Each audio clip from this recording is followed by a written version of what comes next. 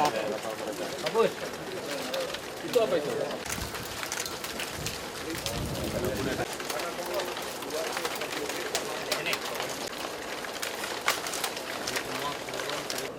Transshipment, walaupun transshipmentnya tidak di wilayah kita, tapi juga dia melanggar undang-undang transshipment, pelarangan transshipment yang ada di Papua Nugini.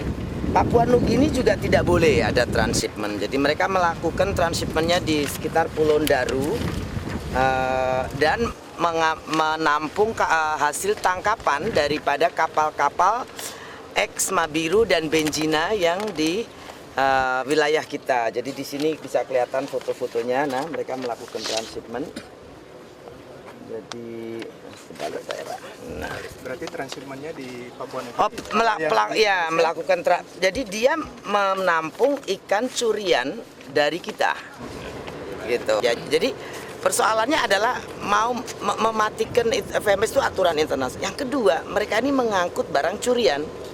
Jadi kapal yang menadah hasil tangkapan kapal-kapal Thailand yang dari Benjina dan dari Mabiru, yang mana saya sudah duduk punya pembicaraan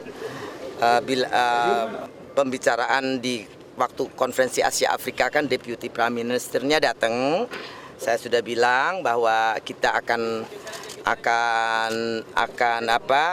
melihat dengan hati-hati, dan saya janjikan tidak penyelesaian bilateral lebih